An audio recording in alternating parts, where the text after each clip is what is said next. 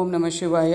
ಜೈ ಶ್ರೀ ಕೃಷ್ಣ. ಸ್ವಾಮಿ ಕೊರಗಜ್ಜ. ನನ್ನೆಲ್ಲ ಪ್ರೀತಿ ವೀಕ್ಷಕರಿಗೆ ಶಿವಾಯಂ ಕನ್ನಡ ಆಧ್ಯಾತ್ಮಿಕ ಚಾನಲ್ಗೆ ಸ್ವಾಗತ. ಸುಖ ದುಃಖಗಳು ಏನು, ಅದು ಬಂದೇ ಬರುತ್ತೆ ಜೀವನದಲ್ಲಿ ಅಂತ ಶ್ರೀಕೃಷ್ಣ ಪರಮಾತ್ಮರು ಭಗವದ್ಗೀತೆಯಲ್ಲಿ ಕೂಡ ಹೇಳಿರುವಂಥದ್ದು.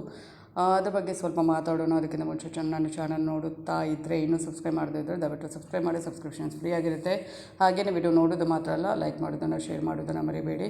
ಹಾಗೆ ನಿಮ್ಮವೇನು ವೈಯಕ್ತಿಕ ಸಮಸ್ಯೆಯನ್ನು ಮುಕ್ತವಾಗಿ ಕಮೆಂಟ್ ಬಾಕ್ಸಲ್ಲಿ ಕಮೆಂಟ್ ಹಾಕಿ ರಾಶಿ ನಕ್ಷತ್ರ ಜೋಡಿಸಿ ಸಮಸ್ಯೆಯನ್ನು ಬರೆದು ಕಳಿಸುವಾಗ ಕರೆಕ್ಟಾಗಿ ಬರೆದು ಕಳಿಸಿ.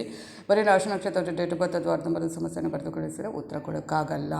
ಕರೆಕ್ಟಾಗಿ ಬರೆದು ಕಳಿಸಿದರೆ ಖಂಡಿತವಾಗ್ಲೂ ಉತ್ತರಿಸ್ತೇನೆ. ಸಮಯದ ಅಭಾವದಿಂದ ಸ್ವಲ್ಪ ಉತ್ತರ ಕೊಡೋಕೆ ಲೇಟ್ ಆಗ್ಬೋದು. ಆದರೆ ಪ್ರತಿಯೊಬ್ಬರಿಗೆ ಉತ್ತರ ಕೊಡ್ತೇನೆ. ಹಾಗೆಯೇ ಸಬ್ಸ್ಕ್ರೈಬ್ ಮಾಡುವಾಗ ಸೈಡಲ್ಲಿ ಬೆಲ್ ಐಕಾನ್ ಅಂತ ಕ್ಲಿಕ್ ಮಾಡಿದ ಆಲ್ ಅಂತ ಬರ್ತಾನೆ, ಕ್ಲಿಕ್ ಮಾಡೋದನ್ನು ಮರಿಬೇಡಿ. ಆಗ ನನ್ನೆಲ್ಲ ವಿಡಿಯೋ ನೋಟಿಫಿಕೇಷನ್ ನಿಮಗೆ ಬೇಗ ಸಿಗುವಂಥದ್ದು. ಆಧ್ಯಾತ್ಮಿಕ ಜ್ಯೋತಿಷಕ್ಕೆ ಸಂಬಂಧಪಟ್ಟ ಉಪಯುಕ್ತ ಮಾಹಿತಿ ಇರುವಂಥ ವಿಡಿಯೋನ ಹಾಕ್ತಾ ಇರ್ತೇನೆ.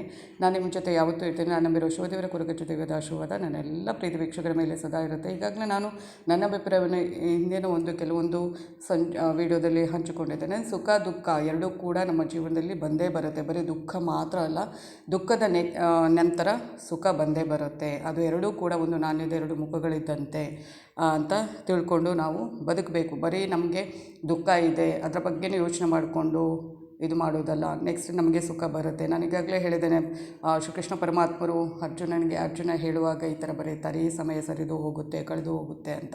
ಹಾಗೆ ದುಃಖ ಇರುವಾಗ ಸಮಯ ಕಳೆದು ಹೋಗುತ್ತೆ, ಸುಖ ಬರುತ್ತೆ. ಸುಖ ಇದ್ದವನಿಗೆ ಬರೀ ಪರ್ಮನೆಂಟ್ ಸುಖ ಸಿಗೋದಿಲ್ಲ, ದುಃಖ ಅನ್ನೋದು ಬಂದೇ ಬರುತ್ತೆ. ಜೀವನ ಅಂದಮೇಲೆ ಎರಡೂ ಕೂಡ ಮಿಶ್ರಿತ ಆದರೆ ಅದು ಜೀವನ ಅಲ್ವಾ. ಹಾಗೆಯೇ ದೈವದತ್ತವಾಗಿ ಏನು ಸಿಕ್ಕಬೇಕು ನಮಗೆ ಅದು ಸಿಕ್ಕೇ ಸಿಗುತ್ತೆ. ಅದನ್ನು ನಾವು ಪಡೆದುಕೊಳ್ಳಲಿಕ್ಕೆ ಏನೇನೋ ಅರಸಾಹಸ ಮಾಡೋದಲ್ಲ, ಅದರಷ್ಟಕ್ಕೆ ಬರುತ್ತೆ. ನಾವು ಬರೀ ದೇವರ ಒಂದು ಧ್ಯಾನ ಅಥವಾ ದೇವರ ಮೇಲೆ ನಂಬಿಕೆಯನ್ನು ಇಟ್ಕೊಳ್ಬೇಕು. ಮತ್ತು ಅದರ ಬಗ್ಗೆ ಸುಖ ದುಃಖದ ಬಗ್ಗೆ ಜಾಸ್ತಿ ಯೋಚನೆ ಮಾಡಬಾರ್ದು. ನಮಗೆ ದುಃಖ ಆಗಿದೆ ಅಂತ ಬರೀ ಅದರಲ್ಲೇ ಮುಳುಗೋಗೋದಲ್ಲ, ಅಥವಾ ಸುಖ ಬಂದಿದೆ ಅಂತ ಇನ್ನೂ ಸುಖ ಸಿಗಬೇಕು ಅಂತ ಅದಕ್ಕೆ ಇನ್ನೊಂದು ಏನೇನು ಮಾಡಲಿಕ್ಕೆ ಹೋಗೋದಲ್ಲ. ನಿಮಗೆ ಎಷ್ಟು ನಿಮ್ಮ ಜೀವನದಲ್ಲಿ ಸುಖ ಸಿಗಬೇಕು ಅಂತ ಇದೆಯೋ ಅಷ್ಟೇ ಸಿಗೋದು. ಅದಕ್ಕಿಂತ ಜಾಸ್ತಿ ಏನು ಮಾಡಿದರೂ ಸುಖ ಸಿಗೋದಿಲ್ಲ. ಹಾಗಾದರೆ ದುಃಖ ಕೂಡ ನೀವು ಏನು ಮಾಡಬಾರ್ದು, ಆ ಸಮಯದಲ್ಲಿ ದೇವರನ್ನು ಆದಷ್ಟು ಪ್ರಾರ್ಥನೆ ಮಾಡಬೇಕು, ಕೃಷ್ಣ ಪ್ರಜ್ಞೆ ಇರಬೇಕು ಅಂತ ಭಗವದ್ಗೀತೆಯಲ್ಲಿ ಹೇಳಿರುವಂಥದ್ದು. ಅಂದರೆ ಆ ಸಮಯವನ್ನು ಬೇರೆ ಬೇರೆ ಯೋಚನೆ ಮಾಡೋದಕ್ಕಿಂತ ದೇವರ ಧ್ಯಾನದಲ್ಲಿ ಇದು ಮಾಡಿ. ಯಾವುದು ನಿಮಗೆ ಸಿಗುತ್ತೋ ಅದನ್ನು ಯಾರೂ ನಿಮ್ಮಿಂದ ಕಿತ್ಕೊಳ್ಳಿಕ್ಕೆ ಸಾಧ್ಯವಿಲ್ಲ. ನಿಮಗೆ ಸಿಗಬೇಕಾದ್ದು ಅದು ಸಿಕ್ಕೇ ಸಿಗುತ್ತೆ.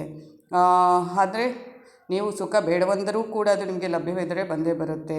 ಹಾಗೆಯೇ ದುಃಖ ಕೂಡ ಅದು ಕೂಡ ನಿಮ್ಮ ಜೀವನದಲ್ಲಿ ಅದೆರಡೂ ಕೂಡ ಒಂದು ಏನು ಜೀವನ ಅಂದಮೇಲೆ ಅದು ನಿಮ್ಮ ಜೀವನದಲ್ಲಿ ಅದು ಆಸು ಒಕ್ಕಾಗಿ ಅಂದರೆ ಅದು ಎರಡೂ ಇದ್ರೇ ಅದು ಜೀವನ ಅಲ್ವ, ನಿಜವಾದ ಜೀವನ.